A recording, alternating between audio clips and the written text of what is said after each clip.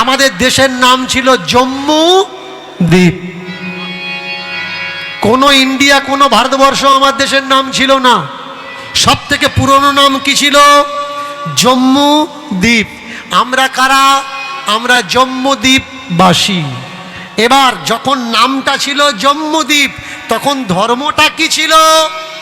এসো ধম্ম সনাতন। ধর্ম কি ছিল? সনাতন।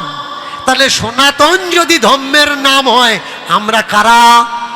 আমরা হলাম সনাতনী। কিন্তু আমরা কেউ আমাদেরকে সনাতনী বলে দাবি করি বা না করি, আমরা আমাদেরকে হিন্দু বলে অবশ্যই দাবি করি।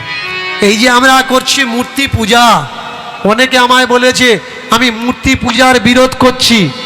আমি বলছি মূর্তি পূজা করা হবে না। এই কথাটা কি সত্য না মিথ্যা? একটু মন দিয়ে শুনুন। মূর্তি কেন পূজা করবেন না?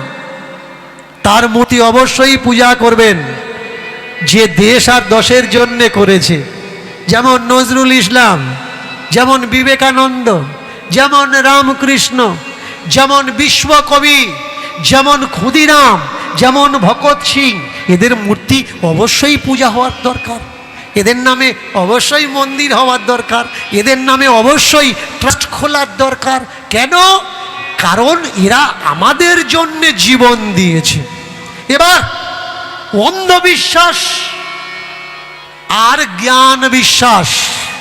অন্ধবিশ্বাস কি? যেখানে আপনার জিজ্ঞাসা থাকবে না, তার নাম হচ্ছে অন্ধবিশ্বাস। আর জ্ঞান বিশ্বাস কি? যেখানে আপনি প্রশ্ন করতে পারেন। কোনো একটা মূর্তি আপনার সামনে দিয়ে বলা হলো এটা অমুক মা, প্রণাম করো। আপনি জিজ্ঞেস করলেন এই মা আমাদের জন্য কি করেছে? কিচ্ছু করেনি। আর একটা মূর্তি তুলে দিয়ে বলা হলো একে প্রণাম করো, এ আমার দেশের জন্য প্রাণ দিয়েছে। জিজ্ঞেস করছেন কি করেছে? আমার দেশের জন্য প্রাণ দিয়েছে। প্রণাম কাকে করার দরকার? একটা মূর্তি দিয়ে আপনাকে বলছে এখানে প্রণাম করো, এ তোমার রক্ষা করবে না ভাই। এই জায়গাটায় অন্ধবিশ্বাস। মূর্তি কখনো কাউকে রক্ষা করতে পারে না।